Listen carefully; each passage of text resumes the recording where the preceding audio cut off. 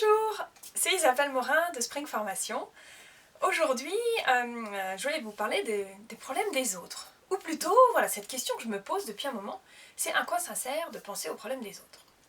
Drôle de question que je pose aujourd'hui. Alors en fait, c'est une question qui m'est venue en observant des gens qui parlaient, qui partageaient des choses du style oh là là, qu'est-ce que c'est dur ce que vit Bidule en ce moment, oh, t'as vu ce qui arrive à machin, c'est terrible.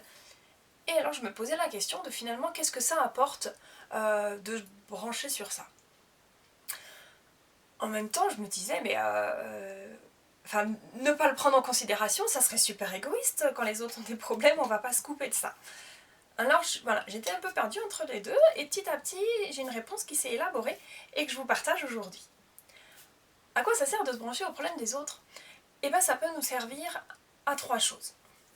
En fait ça peut permettre en tout cas de faire évoluer notre posture dans trois axes. Premier axe, c'est prendre conscience de ce que vit l'autre va me permettre de le soutenir. Je réalise qu'un tel n'a pas le moral en ce moment, que c'est vraiment une période difficile pour lui, je vais lui proposer d'aller papoter, voilà, qu'il puisse un peu vider son sac et ça va lui faire du bien. Et du coup ça va apporter ça, de lui faire du bien. En plus souvent quand on fait du bien aux autres, ça nous fait du bien aussi à nous-mêmes, donc bon bah ça fait du bien aux deux. Deuxième axe, je ne vais pas aller vers la personne pour la soutenir, mais par contre ça va m'aider moi à avancer dans ma vision de la vie, dans la chance que j'ai, etc. Exemple d'actualité, le confinement.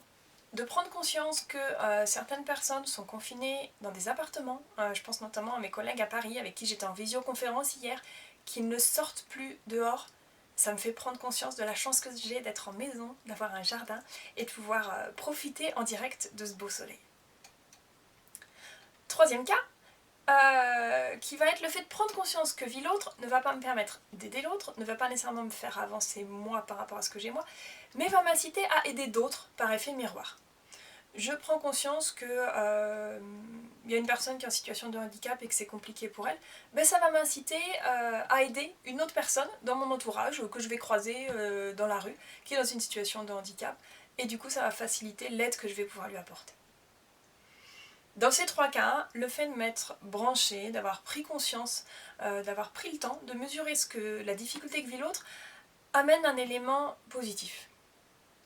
Par contre, si ça amène aucun de ces éléments positifs, alors moi ce que j'observe, ce que je conclus, c'est que se brancher à la difficulté de l'autre, ben, ça m'amène moi du négatif, ça me plombe. Et je sais pas vous, mais moi, j'ai pas du tout envie de me brancher à ce qui me plombe, j'ai plutôt envie de me brancher à ce qui me dynamise et ce qui me fait du bien. Et j'arrive à la conclusion, et depuis quelques semaines, ce que j'essaye de faire, c'est que quand je prends conscience que quelqu'un vit quelque chose de difficile, je me pose la question, est-ce que ça me permet d'évoluer dans l'une de ces trois directions ou pas? Et sinon, alors, je fais le choix de ne pas rester branchée sur cette difficulté-là que vit l'autre.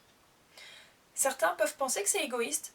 Moi, je crois pas que c'est égoïste, parce qu'au contraire, en fait, ça me permet, moi, de me rebrancher sur du positif, de pouvoir ensuite rayonner ce positif et d'en faire profiter les gens autour de moi et d'amener plutôt un cercle vertueux plutôt que cette dégringolade de quelqu'un va pas, donc ça me plombe aussi, etc.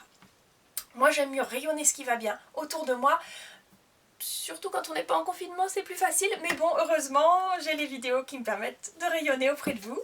Alors je vous souhaite une bonne fin de journée, une bonne fin de semaine et à la semaine prochaine.